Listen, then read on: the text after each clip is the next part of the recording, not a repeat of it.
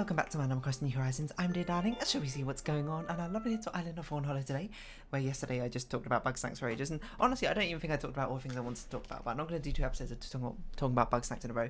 But just one more thing I wanted to point out, which I wish I said yesterday, is that the theme tune, the title screen music for bug snacks is so good, because it's nice to sort of like mix between like retro and modern styles of poppy electro music, but there's something slightly off about it. It's like it sounds all perfectly fine, but every so often there's like a strange chord which sets off a whole piece to feel a little bit more unexpected. So yeah, anyway, just that's it. Hello everyone. Right now in Fawnhollow, it's 3:40 PM on Sunday, August 15th, 2021. It's another Sunday in August. It means the fireworks show, which we will be missing because I forgot to time travel, but it doesn't matter. It's not particularly interesting. We're just biding our time till Nintendo's like, boom, update, and we're like, what? This imaginary feature, which is not going to happen. Yeah, what am I up to today? I played a bit of Isaac. I was meant to do some drawing because I'm meant to draw the Vitalis Principle thumbnail art, which will be coming out next Friday. Sounds about right. I haven't finished it. I haven't even started it. I got your thing, dear. I wanted to surprise. I think we've had this before. I haven't even started it. I haven't even finished it. I've only done some very basic sketches about that sort of thing, just sort of postulating what it should look like. To be honest, there's not really much to postulate because it's one of them where it's very directly copied almost from the exact layout of the banner art for the game in the first place, which makes my job significantly easier. I played a bit of Binding of Isaac today, as per usual. Did I talk about the fact that I did stuff with Tainted Jacob, by the way? Like, I beat stuff with Tainted Jacob. I don't know if I mentioned this, like, a couple of days, like, a few days ago, maybe like 5 days ago, I was like, I'm not going to stop until I get something with Tainted Jacob, and then, like, the next day, I was like, I finally got something with Tainted Jacob, I beat It Lives. The next day after that, I found the D Infinity on Tainted Jacob. If you don't know, sorry, there's going to be a bit of Isaac terminology for you. If you don't know, Tainted Jacob is, in my opinion, the hardest character currently in Binding of Isaac Repentance. There's a case to be made about Tainted Lost is harder, but the thing is Tainted Lost hits stronger runs much more often than Tainted Jacob does, so it doesn't feel as hard, I suppose. And having holy cards on drip is actually really good, and having better items is insanely good.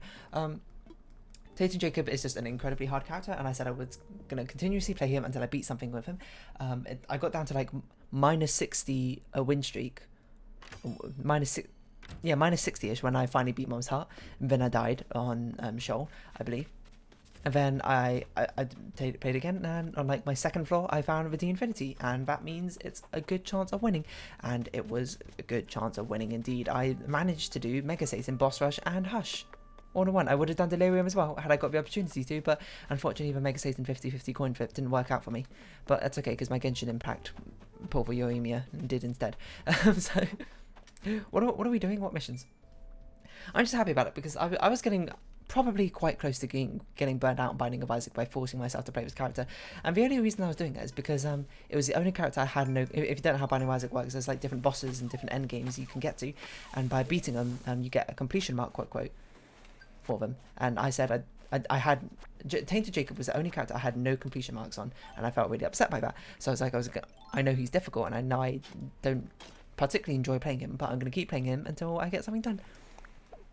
And it finally got something done, and I was very, very close to just like not giving up per se, but just being like, you know what, I'm going to take a break from Binding of Isaac for a while, or just wait for the patch to come out, which not fixes his character, but makes his character stronger before I carry on playing. And you know, it's a thing to be wary of in Burnout in video games. Like I was getting pretty close to burning out of that sort of thing. I don't often like burning out on video games because I like playing video games when I can, and of course burnout is never a good thing, but if I feel burned out on a game, I just stop playing it, that's it, you know, and then I'll probably never pick it up again for in some scenarios, or I'll just take ages to pick it up once more. Like it's happened even on games I love, like it happened on Bad As You. I got so stuck on like 3 levels, and because of my stubbornness I didn't want to move on to like future world until I completed those previous worlds, and I got so stuck on that, like I couldn't figure it out, that I just basically stopped playing, and I didn't play it for like 3 months or something, and I came back to it and then I finished it. And sometimes that's what you need. You just need a bit of revitalization to really refocus, and doubly so for these sort of puzzle games. You need to sort of refocus your efforts and your thoughts and get everything in order so you can really come at things from a fresh perspective. Is that an important message for me? Let's see. I'm obviously not going to read it out to you. Don't worry, it's fine. I can deal with that later. But yeah, I mean, and burnout is a pretty big thing that can happen to you for anything. Like, sometimes I get burnt out, but not burning. It doesn't make any sense. I get burnt out on drawing if I draw for a long time, continuously back to back, and then like, I take a break. Like right now, I'm a bit of a little bit of a break from drawing, you know, because you know, an art fight happened recently. That was a lot of drawing. Now I'm just like, I feel like my wrist started to hurt a lot towards the end of July, and you know, I basically haven't drawn anything.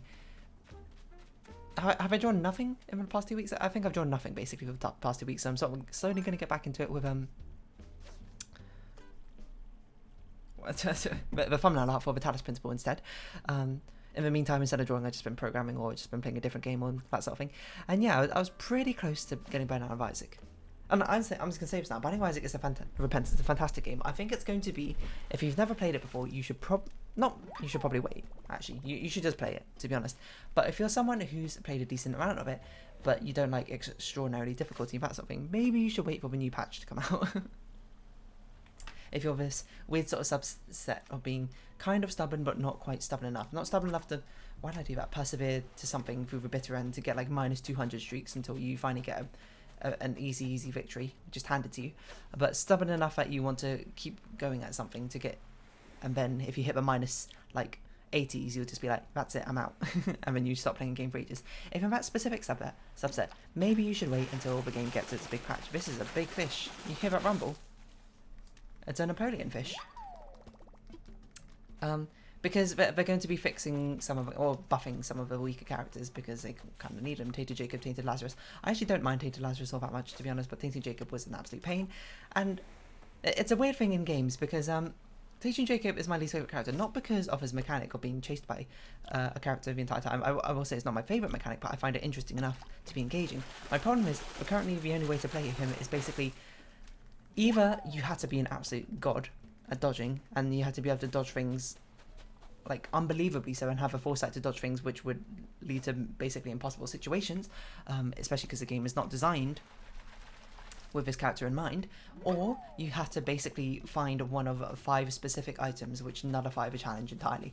And it feels like a bad compromise in my eyes, but what do I know? I feel like it could be a lot better. I feel like it could be something that feels, you know, much more like a good challenge, but not a challenge where I'm just like, the only way I can win this challenge is if I get an easy victory, which is kind of like, it's kind of what it felt like when I had with the Infinity. Like, bear in mind, it wasn't total walk in the park. I still had to do the first floor with Darky. If you don't know what happens, basically I did an interaction where Tainted Jacob constantly gets chased by a dark version of his twin brother, but by using the Infinity or any sort of reroll method, if you want the technical term, you can bypass that and he will not spawn. So, but I still had to do the first floor with him chasing me, and I still had to do one of the later floors, Shoal, with him still chasing me, and he actually dies, so I had to do it without getting hit, which is still a challenge in of itself, but significantly easier than having to do the entire game without getting hit. Yeah, it was still a pretty big challenge. I still had, if you wonder why I had to do that, it's because I didn't have a charge for the entire reroll. After the Hush fight, essentially. So yeah, it feels bad to me when that's really the only sort of way you can do things. Like, I want to engage your character on its own mechanics and on its own terms, but it's just, I can't, I suppose, because I'm not that good. I'm not an absolute god at dodging. I can't dodge every single projectile. I'm going to get hit more than once.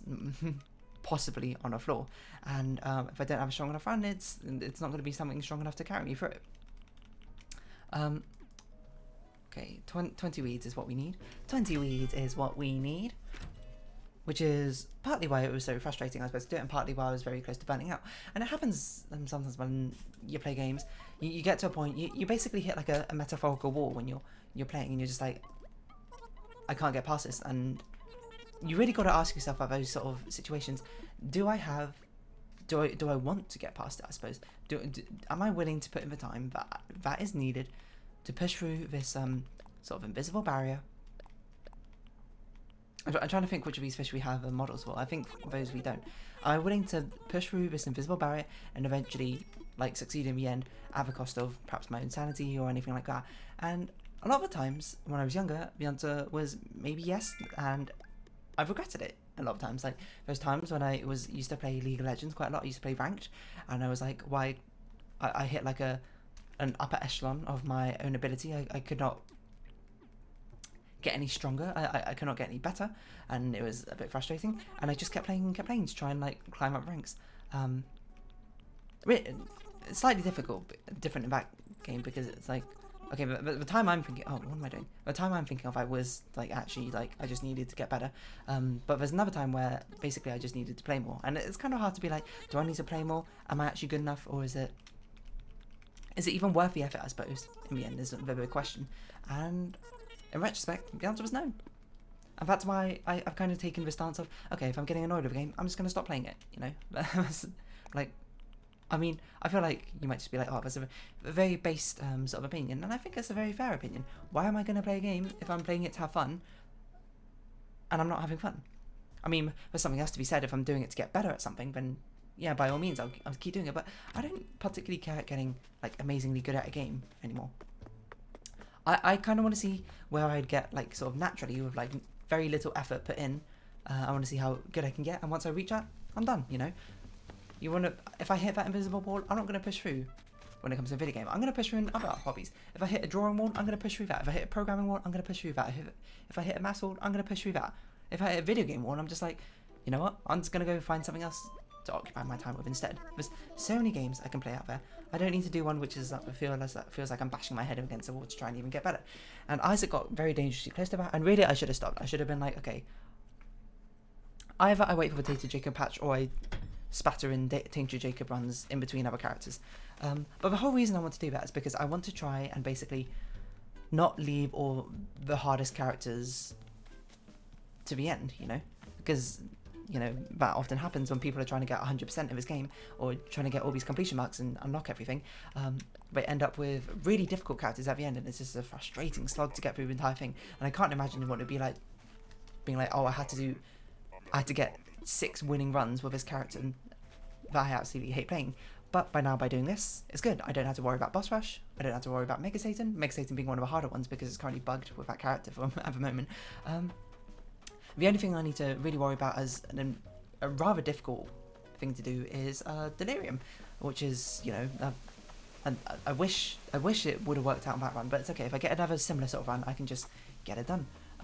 If I get Meat Cleaver or anything like that, it'll be perfectly fine, hopefully. But yeah, it's just piling up all of a bad thing at once is a bad idea, and in an effort to sort of spread out the difficult challenges on a long way, I nearly burnt myself out and that sort of thing. But I feel like burnout in video games is not exactly the most relatable thing, because video games are sort of like, I think most people are in agreement, hey, it's a recreational activity, when I stop having fun with it, I'm just going to stop playing. But perhaps it's not always the easiest thing to see it that way, I suppose. A lot of people, not a lot of people, but I feel like it's very easy to get sort of caught in the trap being like, as soon as I beat this, I'm going to have fun, but how long is it going to take me to beat it? I don't know, so I'm going to keep trying until I do, and for some people that works out. If you're very, very, very, very persistent to a stubborn degree type, and you sort of like that sort of difficult challenge, that Dark Souls-esque sort of Demon Souls, and any other Souls games challenge, and that's really what you want to challenge yourself. How many times can I say the word challenge? I don't know. You know what, Lily, you're looking at this one. I'm not gonna take that away from you. Then by all means carry on. But I'm not really about that anymore. If I want a challenging recreation, I've got, I suppose it's the benefit I've taken up other hobbies now, so that I can do them. Like I would just, you know, draw something instead, and draw something difficult, which I don't really know, and follow tutorials along that sort of thing. I'll give myself a big programming challenge. Like right now I'm trying to do one about a Connect 4 sort of simulation thing, and it's actually quite difficult checking it. Well, it's difficult checking it efficiently, I can, and you know, visualizing it. But you know, I'll get around to finishing that at some point. Yeah, I guess it's more like being able to understand, for me intrinsically, which things I'm willing to not waste time on, but willing to bash my head through that wall, willing to tear down that wall through effort and effort alone. And the realization that I play I didn't realise the fruit doesn't actually come off if there's no room. That's actually really cool. Realisation to me about, like, I'm playing the video game to have fun. Why am I doing this to myself? And it's just easy stuff. But in a lot of cases, part of it is my own stubbornness, where I really, I'll take Bad Bows U as an example, where I burnt myself out on it, when really it's my own stubbornness for not wanting to take what in my eyes is perceived as the easy way out. But it's not really an easy way out. I might proceed right back. I might just bluntly say, like, I could have just looked up, like, a hint for Bad Bows U level I got stuck on. I could have just looked up a solution. I could have just asked on forum. I could have just seen anything, but instead I just continuously bashed my head against the wall, trying the same thing over and over again, just trying to solve it. And at the same time, I was getting worse and worse at it, probably because sorry, I'm getting all choked up. No, I got something caught in my throat. Just getting worse and worse at it as I kept trying, not like consciously, but I kept subconsciously looking at the things from the same angle over and over again, and getting frustrated why it wasn't working until I finally pulled through. When I feel like a lot more enjoyment would have come just from a game if I was just like, you know what, I'm either going to move on from this level and just, come back when I'm much better at this game, or I'm just like, just look at a hint, just look at a guide. I've talked about this before about difficulty in video games. There's nothing wrong with we're making a game easier for you. I think it's wrong if you're doing it and betraying yourself. But, well, hold on, let me think how to phrase this. There's certainly the danger of you betraying yourself and robbing yourself of the experience of a challenge with a game by making things too easy too quickly. But I feel like that's kind of on you.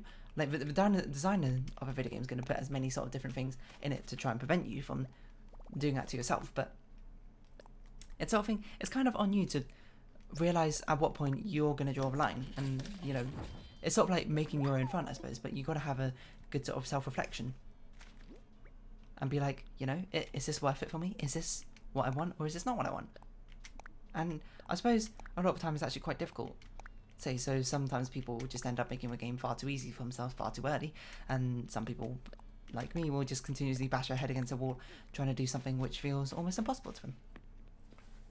But intrinsically, I don't think there's anything wrong with making a game easier for people, as long as it's well communicated. It's not the intended way to play the game.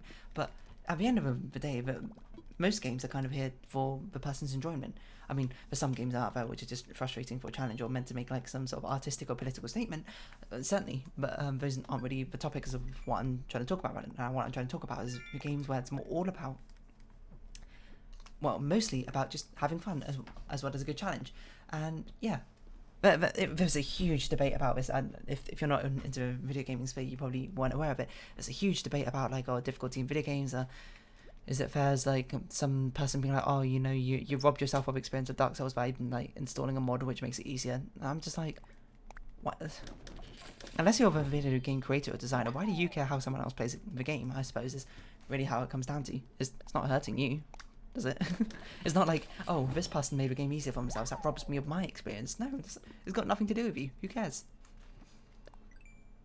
Of course, difference if it's a multiplayer game, but we're not talking about a multiplayer game. I think you're talking about like Dark Souls, like a reviewer or something installed mods to make the game easier or something, and then some person got really angry. I can't remember. It was all a whole kerfuffle in my eyes over something trivially inconsequential. But I suppose a good thing that it did come from was it sparked a lot of interesting discussion about difficulty in games and how things could be made more accessible to people, because that's actually a big thing.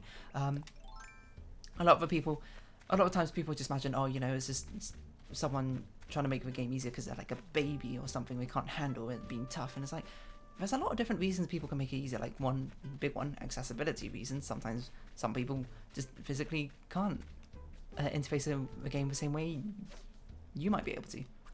Why are you belittling them for that? Some people just don't have the time. They're like parents, they're full-time parents, and they want a relaxing experience, but they want to interface it with a game very loud, but they can't sink in the amount of hours that you now have to actually perfect and get better to the extent that you have with the game.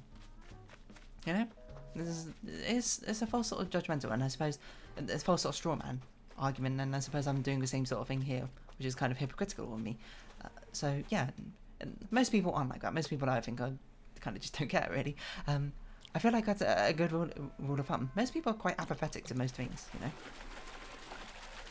But it's only a small subset, and like 70% of the population don't care about things, and 15% of either side care about very passionately about and be either for or against it. And surprisingly, it goes for a lot of things, which is worrying in some degrees. But I'm not really here to talk about that. I'm just here to talk about burnout, and it's all about sort of pacing yourself and that sort of thing. Because I feel like a difficulty I find a lot of time as well is I'm someone who works best to deadlines. I give myself hard deadline and I work scheduled towards it. If it's just like, oh, this is a project I can do whenever I feel like it.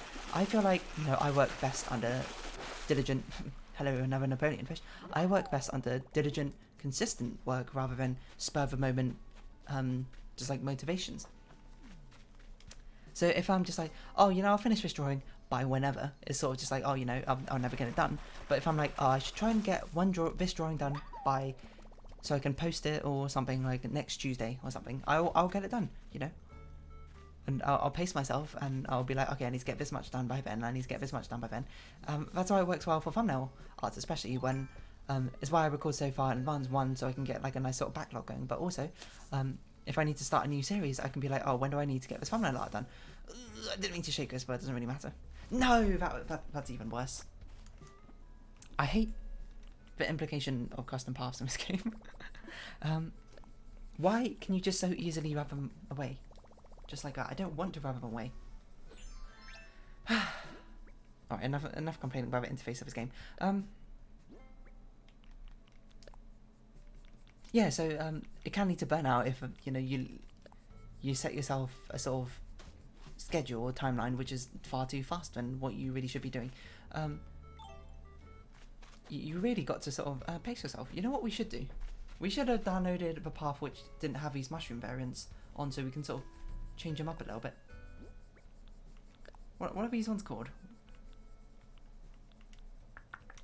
I don't remember how we got them. Perhaps we can download some variations though, to sort of spruce up this path a little bit. Maybe not today, but because I'm actually liking the conversation topic I'm talking about.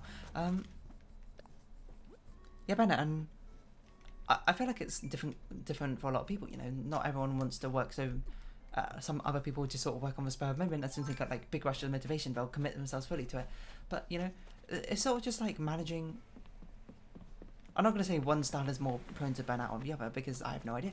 I think both sides are especially susceptible to burnout if you don't properly understand how you work and how you work best. You know, I like to keep a very steady sort of rhythm going when I'm doing something, so I like to keep this sort of schedule. I need to get going. I don't like to miss a day, even if I'm feeling bad and I'm trying to keep this consistent schedule going. I'll still do whatever I'm trying to do, just, you know, on a lower level, I suppose, or something like that. But if you're the sort of person who's like, I only work in like huge bursts of inspiration and motivation, and like I'll sit there pondering, procrastinating something, and then I'll get something done entirely. I feel like so many people do that especially when it comes to like homework and that sort of thing. And I've always been the sort of person to try and do things not as early as possible, but do things moderately. You know, I won't leave things to the last day. I'll do it about like 3 days in advance.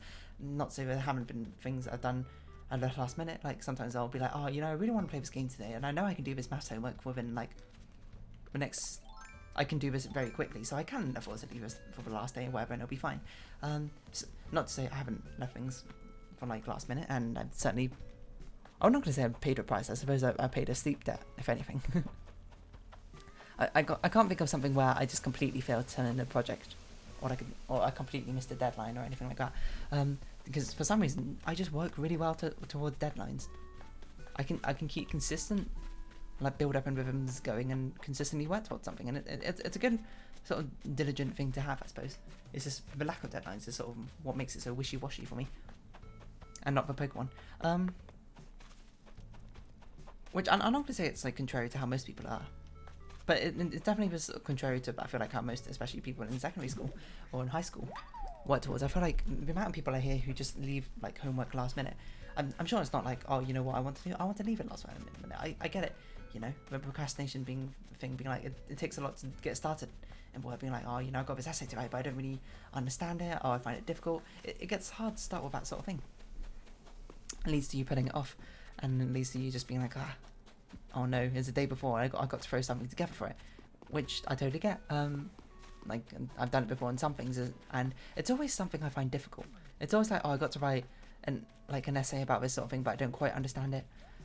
About sort of situation, you just go like, ask the teacher, be like, hey, hopefully if you got a good teacher. If you don't have a good teacher, then I'm sorry, you're just kind of, you've been screwed by the academic system in this situation, in which case maybe teachers are paid more.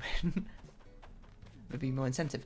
But yeah, you can just be like, hey teacher, I'm really struggling with this assignment. I don't really know how to approach it, and I've been trying for like the past few days, and it's been really difficult. Can you give me some sort of advice? Can you like help me through it? And you know, if you've got a good teacher, they'll be like, of course, why don't we get started like this, and they'll break down the problems for you, and I'm sure it'll vary a lot depending on the subject.